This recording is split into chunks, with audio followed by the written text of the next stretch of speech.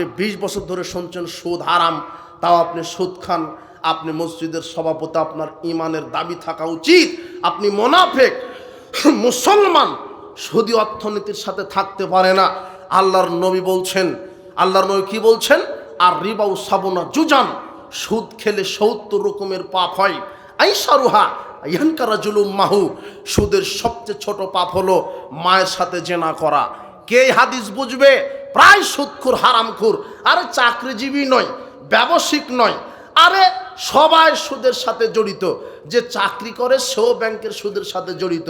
প্রায় ব্যবসায়িক, মুদির দোকানদার ও ব্যাংক থেকে লোন নিয়ে দোকান শুরু করেছে। মোটরসাইকেলের শোরুম, মোটরসাইকেল বলছে যে এখানে 5 কোটি টাকার মোটরসাইকেল আছে। টাকা কোথায় পেলেন? ব্যাংক থেকে লোনের টাকা। বলছে যে আমি এই যে রাজশাহী ফ্ল্যাট কিনেছি 5 কোটি টাকার। টাকা কোথায় পেয়েছেন? ব্যাংক থেকে লোন নিয়ে। পানের দোকানদারকে জিজ্ঞাসা করেন, ভাই পানের দোকান কিভাবে দিলেন? বলছে ব্যাংক থেকে লোন নিয়ে। আপনার ভ্যান চালককে জিজ্ঞাসা করেন, ভাই ভ্যানটা কিভাবে কিনলেন? বলছে ব্যাংক থেকে লোন নিয়ে। ব্যাংকের লোন সুদ। ওর পানের দোকান হারাম, ওর বাড়িটা হারাম, ওর হলো কীটনাশকের দোকান হারাম, ওর মুদির দোকান হারাম। কেন? এটা সুদের অর্থ আছে, সুদ হারাম, ওই ব্যবসা হারাম। আর আমার তো জানা নাই যে আপনার এই নাটোর নলডাঙ্গা এলাকায় জমি বন্ধক কটের ব্যবসা আছে কিনা। যদি থেকে থাকে ওটা হলো আরো ডবল হারাম। কট বুঝেন কিনা? আমি আপনার জমিটা 1 বিঘা জমি আমি 2 লক্ষ টাকা দিয়ে নিলাম। যতদিন আপনি আমাকে টাকা ফেরত না দিবেন আমি জমি ভোগ করতে আছি। এটা হলো ডবল সুদ, ডবল হারাম। এটা হলো হারাম, সুদ হারাম। এটা হলো কট বন্ধক, এটা হলো হারাম। টাকা টাকায় থাকছে, যতদিন টাকা ফেরত না দিচ্ছে আমি জমি ভোগ করে খাচ্ছি। এটা হলো হারাম। ওই জমিতে ফসল ফলিয়ে ওই ফসল খেয়ে ইবাদত করলে ইবাদতের নেকি কবুল হবে না। আপনার খায়খানাসি জায়েজ, কন্ট্রাক্ট জায়েজ, লিজ জায়েজ। যে আমি আপনার 2 বিঘা জমি 20,000 টাকা দিয়ে নিলাম, 2 বছরের জন্য চুক্তি থাকবে। 2 বছরের জন্য আপনার 2 বিঘা জমি নিলাম 20,000 টাকাতে। 2 বছর পরে আমি জমির মালিককে জমি ফেরত দিতে হবে। 20,000 থেকে আমি 20 টাকা আর ফেরত পাবো না। এইটা জায়েজ। কথা বোঝা গেল না মনে হয়? আর আমি 1 বিঘা জমি 3 লক্ষ টাকা দিয়ে কট নিয়েছি। টাকা টাকায় আছে, জমিদাতা আমাকে টাকাও দিতে পারে না, জমিও নিতে পারে না। জমি খাচ্ছি 20 বছর ধরে। কথা বোঝা গেল না? এটা হলো হারাম, এটা হলো অরিজিনাল সুদ। আপনি সমাজে যদি এভাবে টর্চ লাইট দিয়ে ধরেন দেখবেন যে হালালখোর পাওয়াই কঠিন। সব প্রায় হারামখোর। কেউ বা সুদের সাথে, কেউ বা ঘুষের সাথে, কেউ বা দুর্নীতির সাথে। যারা এমপি মন্ত্রী মেম্বার চেয়ারম্যান আছে এরা তো আর এক দুর্নীতিবাজ। ওদের ব্যবসায় হলো জনগণের টাকা দুর্নীতি করা। অনেক এমপি মন্ত্রী আছে ভালো, যারা দুর্নীতি করছে না। দুর্নীতি করবেই না কেন? ও নির্বাচন করাতে, একটা চেয়ারম্যান নির্বাচন যখন করে তখন 1 কোটি টাকা খরচ হয়। 1 কোটি টাকা লাগে চেয়ারম্যান হতে। ও 1 কোটি টাকা খরচ করে 5 কোটি টাকা চুরি করার ধান্দাতে। ক্ষমতা গেলেই খাবো। আর আপনি হলো আর এক দুর্নীতিবাজ। ও চেয়ারম্যান মেম্বারের চাইতে আপনি আবার আর এক বড় দুর্নীতিবাজ। কেন? আপনার বাপ মারা গেছে, এখন আপনার বোনকে জমি বাহির করে দেননি। আপনি হলেন আর একটা বাটপার, চিটার আপনি। এই যুবক শোনো, তোমার বাপ তোমার ফুপুকে এখনো জমি বাহির করে দেয়নি। তোমার বাপ তোমার ওই ফুপুর যে জমিটা ভোগ করে খাচ্ছে ওই জমিটা কাঁধে বহন করে বিচারের মাঠে উঠবে। শরীয়ত কি এরকম নাকি যে তোমার দাদা মারা গেছে, তোমার দাদার যে সম্পদ তোমার ফুপু ওয়ারিশ সূত্রে যা পাবে দিতে হবে, কিন্তু তোমার বাপ খেতে আছে 20 বছর ধরে? জি না। ইমানটা যদি খুব শক্ত হয়, বাপ মারা যাওয়ার পরে দাফনের পূর্বেই বোনকে ডেকে বলবেন যে এই যে তোর জমিটা নিয়ে নে।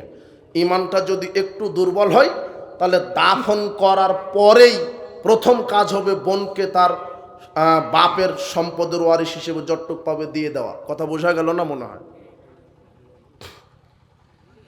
প্রথম কাজ, বাপকে দাফন করার প্রথম কাজ হবে বোনকে ভাই ডেকে ওয়ারিশ সূত্রে যতটুক জমি পাবে তাকে দিয়ে দিবে। কিন্তু তোমার বাপ তোমার ফুপুকে এখনো জমি দেয়নি, 30 বছর ধরে খাচ্ছে তোমার বাপ, আবার তাহাজ্জুদও পড়ে।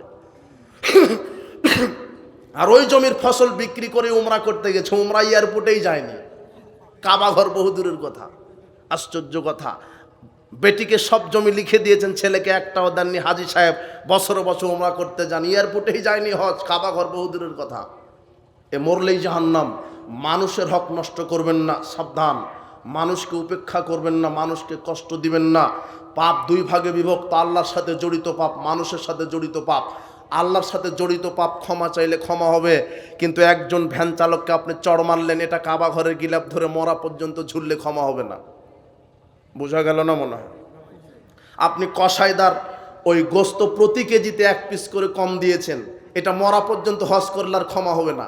যত মানুষকে গোস্ত কম দিয়েছেন সবাইকে ফেরত দিতে হবে। আপনি আসরের সালাদটা আদায় করে নলডাঙ্গা বাজারে গিয়ে 1 কাপ চা খাচ্ছেন আর বলছেন অমুকের ছেলেটা এই, অমুক লোকটা এই, বদনাম করছেন, তাহলে আপনার আসরের সালাদ দেওয়ার জান্নাত হবে না।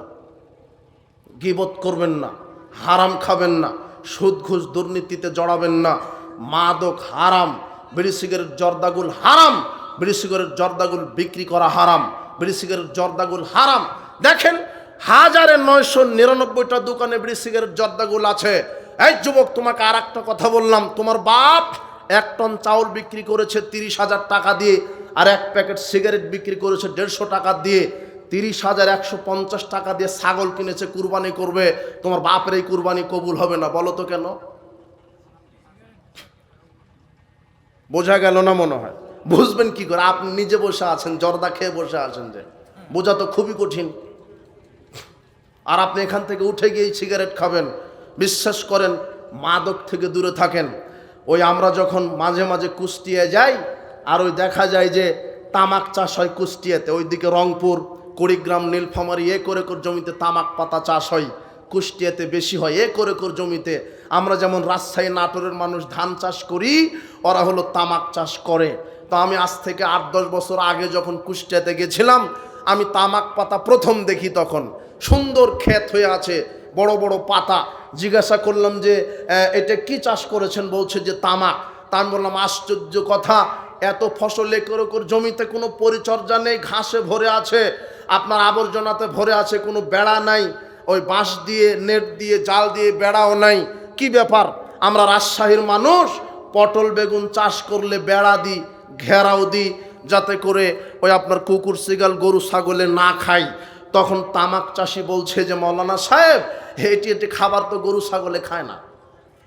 এই যে তামাক পাতাটা, এটা শুয়োরেও মুখে দেয় না, ছাগলেও মুখে দেয় না, গরুয়ে মুখে দেয় না, বানরেও মুখে দেয় না।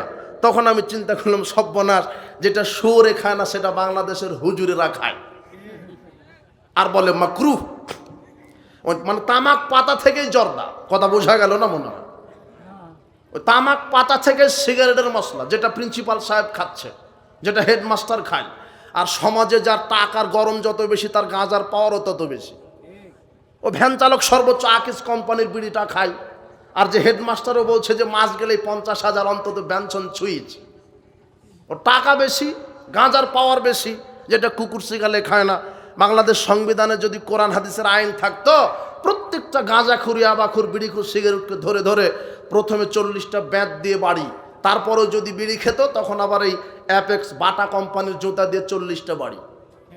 এটা মোহাম্মদ সাল্লাল্লাহু মুখের কথা, যে ব্যক্তি মদ পান করবে তাকে 40টা জুতার বাড়ি দাও। তাহলে হেডমাস্টার কয়টা খেত? কথা বুঝেননি মনে হয় কথা? আশ্চর্য কথা। আপনি হাসছেন মানে? এই যুবক, আজকে তুমি তওবা করো, যেটা কুকুরে খায় না, শুয়োরে খায় না, সেটা তুমি খাও। আমরা ছোটবেলাতে ওই স্কুল থেকে আসার পরে বাড়িতে যেতাম, তখন আব্বা বলতো, বেটা মাঠে গরু আছে নিয়ে আয়। তখন আমরা মাঠে গরু নিতে যেতাম। গরু নিতে গিয়ে গরু চড়াতে একটা জিনিস লক্ষ্য করি, যে সূর্য ডুবেনি, এখনো আধা ঘন্টা আছে, তো গরুটাকে একটু খাওয়াতে লাগি। গরুটা ঘাস খায়, যেটা মরা ঘাস মাটির সাথে লেগে আছে, ওটা কামড়ে কামড়ে খায়। খেতে খেতে যখন দেখে যে গরুর মুখের সামনে একটা ঘাসের স্তূপ পড়ে আছে, উর্বর হয়ে আছে ঘাসটা, একেবারে উর্বর সতেজ, গরু ওখানে মুখ নিয়ে মুখটা সরিয়ে দেয়। তখন আমাদেরও বুদ্ধি কম, ছোট মানুষ, তখন গরুকে লাথি মেরে বলে, এতক্ষণ এই মরা খড়কুটাগুলি খেলি, এটা তো সতেজ ফ্রেশ ঘাস, এটা তো তোর খাওয়া দরকার।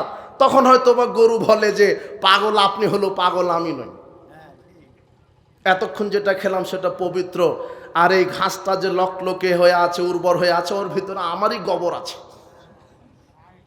ওর নাকে গন্ধ লাগে। মানে গরুর হুঁশ আছে। গরুর কি আছে? ঘাস খেতে খেতে যদি তামাক পাতাটা তার মুখে আসে, তাহলে ছাগলের হুঁশ আছে যে না এতক্ষণ যা খেলাম ঘাস পবিত্র, যেটা মুখে এসেছে সেটা অপবিত্র, খাবিস। কিন্তু এই মানুষ নামের দুপোয়া জানোয়ারের হুঁশ নাই, হে কুকুর যেটা খায় না সেটাই খায়। কথা তো কঠিন হয়ে গেল। কোনো পাগলকে দেখেননি যে এক প্লেট বিরিয়ানি নিয়ে টয়লেটে ঢুকেছে? আপনি সকালে সিগারেটটা নিয়ে টয়লেটে ঢুকলেন কেন? কেউ কি দেখেছেন যে টয়লেটের ভিতরে কিছু খায়? কিন্তু কোনটা খায়? আশ্চর্য কথা। এই যুবক, আজকে তওবা করো, মাদক মুখে দিবে না। আল্লাহ তোমাকে হেদায়েত দান করুন। মুরব্বী, আজকে তওবা করেন, জর্দা, গুল, বিড়ি, সিগারেট মুখে দিবেন না। এগুলি জাহান্নামীদের খাদ্যের সাথে মিল আছে। জর্দা, বিড়ি, সিগারেট এগুলি খাওয়া হারাম, এটার বিক্রি করা হারাম।